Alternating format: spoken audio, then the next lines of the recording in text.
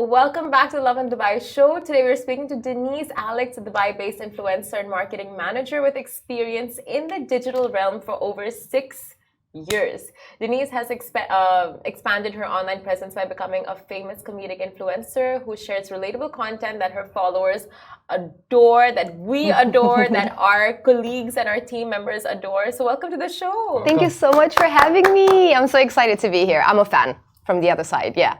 Okay, so before the show, I was just like talking to her about like our WhatsApp interaction was very much like fact, or it's just like, can I have this? Here you go, there you go. It's just like, that's it. Like nothing more deep or intimate.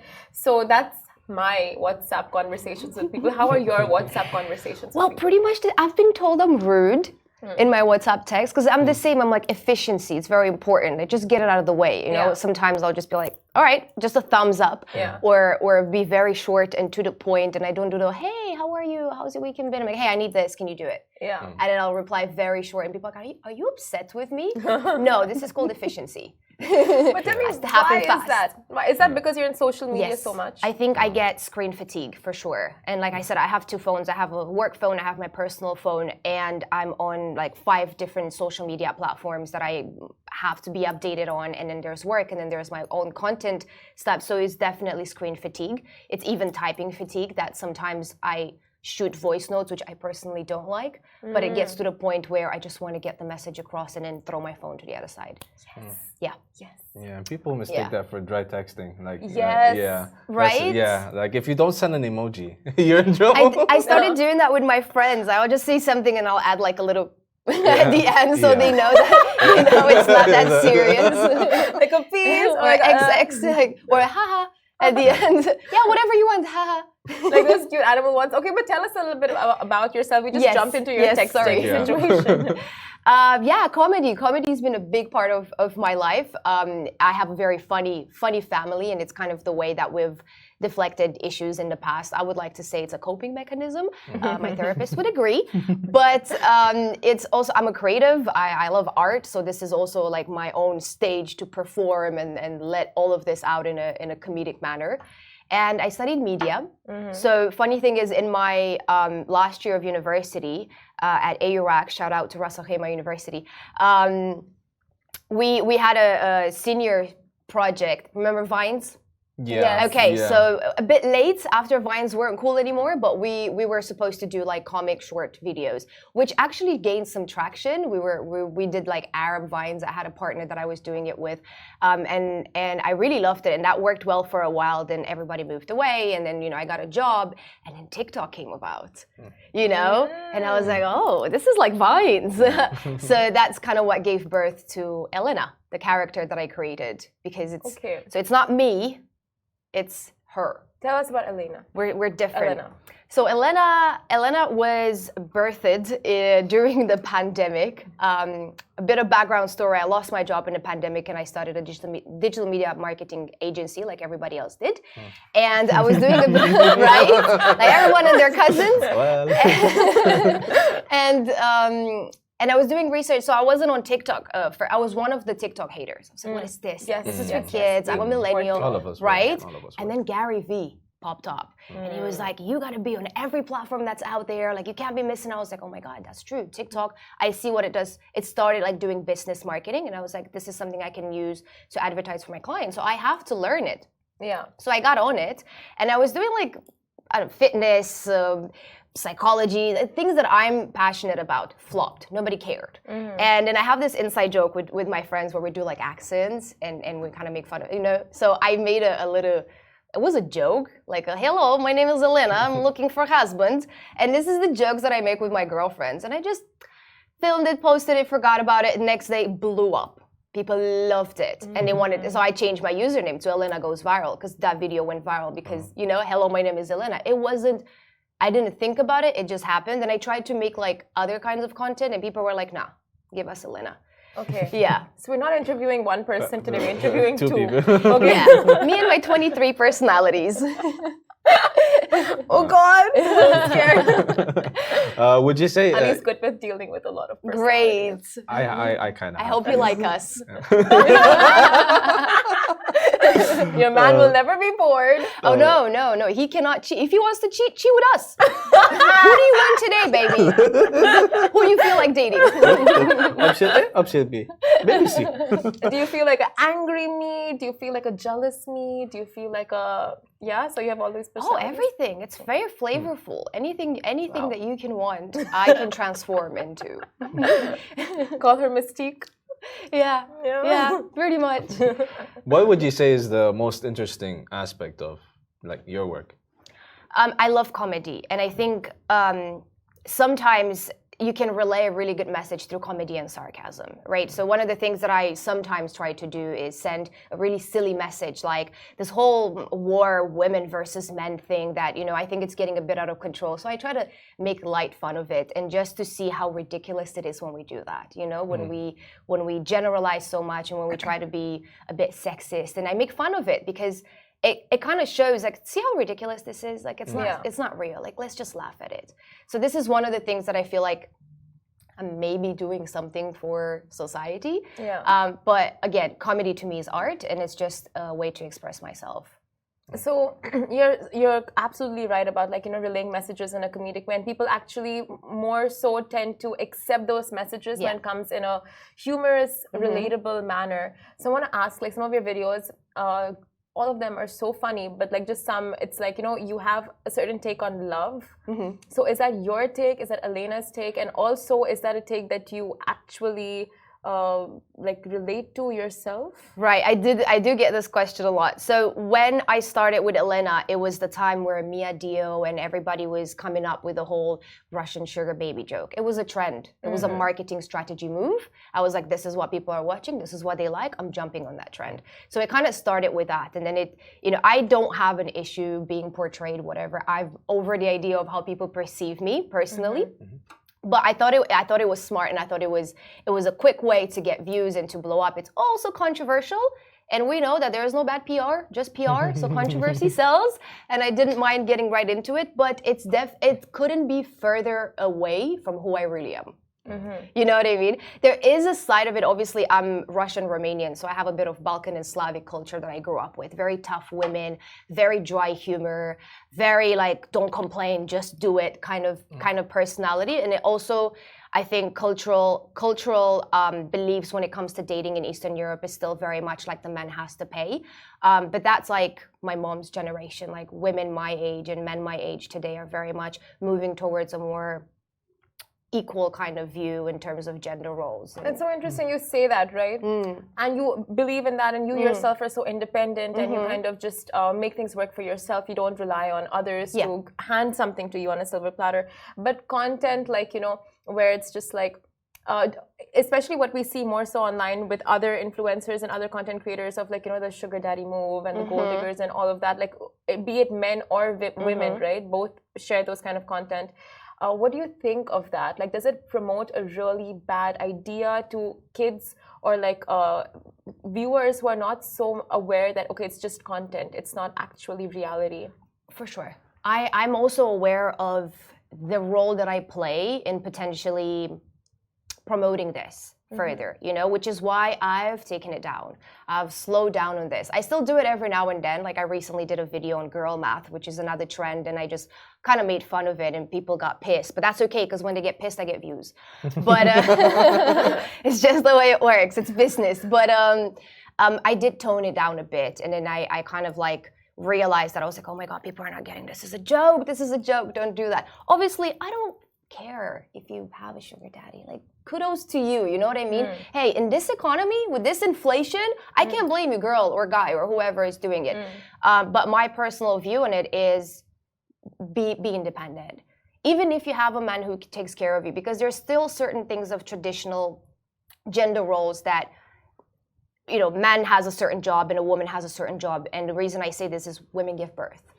And maybe I, in the future, will sacrifice my career for a couple of years to dedicate it to my children. So I expect my man to pick up and take care of us. You know what I mean? So when I choose a mate, It sounds like we're breeding here. When I choose it, when I go out from a mating call, I definitely want to choose somebody who in the future could provide for me and the family in case I put my career on pause. So that is still at the back of my head. And I feel like that's something that doesn't matter how independent or feminist or forward you are, it's a reality that for some people, it really gets to that. It really boils down to that.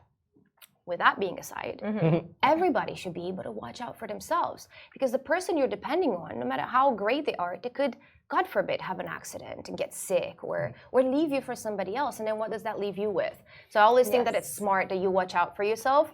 But if you want to have sugar daddy, go do it. I personally can't, but go ahead and do it. I don't care. It comes down to that. But I did realize that this could have a bit more of an impact on the younger audience, so I did kind of tone it down. But at the same time, like I still play around with it, and every now and then I kind of reinforce, hey, this is a joke, this is sarcasm, do not take it serious. Makes sense. Yeah. Love that. That perception is like actually, it is because it is what it is right now. Like that sells. That's what people want to watch. That's what people will consume. Yeah. Touching upon like what you talked about earlier, like in the beginning of this interview, you talked about that your lifestyle is like boom, boom, boom, boom, and you don't have time to give people like time and texting and so on that, speaking of content, you do a lot of content. What would be your favorite like post that you've done or that type of content that you've done? All the posts I've done in Romania, all the farm videos, they were so organic and it was just so natural to just go around it and do things that, one, I'm very proud of showing where I come from. I come from a farm, from a very, very simple background, very humble beginnings. And if anything, it's my favorite place on earth. That simplicity that's forgotten, a village in the middle of nowhere where most people are old because the young people left for a job opportunity somewhere else. It's the closest to my heart. And even now, like I sometimes scroll back through my content and just watch these videos because I love them so much. And it also shows a more, I would say, a more sensitive side of me. It's less on the bling bling sugar daddy Dubai kind of thing, and it's like, oh, these are my chickens. You like chickens, And I think that's my favorite piece of content, and I can't wait to go back and do some more. Yeah, I see you like running around fields in her summer dress. Yeah. With like cows and chickens. Yeah, and but horses. probably complaining half the time. Like, who put this here? Carrying a milk. When is it going to rain? Like, buckets of milk. Milking the cow. I actually know how to milk. I milk cows. Yeah. Cute. I know. They stink though, but yeah. Oh. Okay. So I want to ask, like, with social media and your content, eventually, are you looking to, promote a certain message or any beliefs that you kind of or not beliefs, like how sometimes people like content creators, they start off with comedic and relatable videos and then they go on to just talking about issues that are more personal to them, like for example global warming or feminism, or for men they go on to talk about their issues, or they talk about gun violence, like so many things people actually go into with their content later on. Is that something you're looking to do as well? I'm not gonna lie, this has crossed my mind definitely, and I'm still stuck in between doing the passion that I'm on, which is comedy. And once you mix politics into that, it's a very sticky situation to be in. I might eventually, right? What are some issues that are close to you? For sure, toxic femininity and toxic masculinity as a whole. You know what I mean? The extreme. I've realized that just reading comments and seeing the messages in the comments that I receive, I realized that there's so much fear and negativity going around this gender conversation. Toxic femininity, like extreme feminism is toxic. Extreme masculinity is toxic. And I kind of wanted to relay this message in a way, but you can't really do both, you know what I mean? I was like, do I start another page or do I do a podcast? Like, I'm not sure yet, but I would love to maybe be an active player in toning down the gender hate from both ends. We don't have to, we gotta work together. Like it's such a beautiful union that we have, and feminism shouldn't be hating men and masculinity shouldn't be putting women down, 100%. And it sounds very cliche and very peace and love, but it really is. And especially in today's world and looking at what's going on around the world, I feel like yeah, maybe I could. It's not something that I'm ready to do right now because it's a switch, and I don't know if I'll be able to do that and still comedy, but it has been in the back of my head for a long time. Love that Yeah. for you. We love that for you. Okay, we're gonna play a quick game before Yes. we wrap up the interview. So, what's in Denise's DMs? Oh my lord, should we have a look? Okay, let's have a look. Oh. So you can show it to that camera if you wish. Or you can keep Yes, it to yourself. let's go to requests. Okay. We have one. I can't read it. Hi, I'm a fan of yours and I'm an author AI. Do you do paid promotions? I can send you a copy of my book. I get some of these, but what I usually we want the juicy request. what I usually get is let's see, I don't know. You're weird. Just so you're weird. I get a lot of I need money, can you send me money? He took effort, you know. That person took effort to send that video. That's that message. You're weird. Wait. Some of them are very strange, but I do get a lot of like Send me I money. need money. I come here from Pakistan searching for a job. I'm out of cash. Can you? Okay. So I feel bad when I get these. You know, I don't laugh at them. I'm like, oh man. Yeah, and I don't know if it's a scam or if it's for real, but like you can't help everybody, right? That's true. Okay, do we have like juicy ones? Like any content requests, or you are the love of my life, I want to propose to you right now? Not really. Do you know what? Now that I'm looking at it, it's a lot of like story replies. Somebody told me to my picture that I should call the cops. I think that's a compliment. Wow. That's the first one. Someone said we have the same cat. Do you want to go through them? I don't know. They're pretty nice. Okay. I thought they were gonna be worse. Let's go through them and find the juicy ones. Ali, come on. Okay, another lucky man in your family, mashallah. I hope you will be happy forever. Are you okay? So someone in your family got married? Yeah, my sister. So I was just sharing her picture. Congratulations. But these are nice, right? I thought they were gonna be worse. No, they're actually nice. Yeah. There's no one like proposing. Come on. You're hot. Okay, you're hot. You're hot. We got that one. Still got it. Devil don't always wear Prada. That's like someone in the field. I love that. Yeah, it's usually hey, hello, how are you? And then like I don't reply. Hi, I need money, go work for it. Then he replied to himself. He said, I need money, and then he said, go work for it then. We love some good DM requests. We find the cutest people. Cutest. Interesting people out there, huh? Yeah. Okay. Yeah. So Denise, thank you so much for joining us. If people want to follow you, watch your content, where can they find you? On Instagram, you can find me at denise.alexe, and on TikTok, I am Elena Goes Viral. Help me reach 1 million. We're almost there. We have Denise and Elena on the show this morning. Thank you so much to the both of you and multiple of you for joining us. Thank you, guys. It's been a pleasure. Okay, guys, that is it for us. Have a great weekend ahead, and we will catch you same time, same place Monday morning. Goodbye from me. Goodbye. Bye. This was cool. It was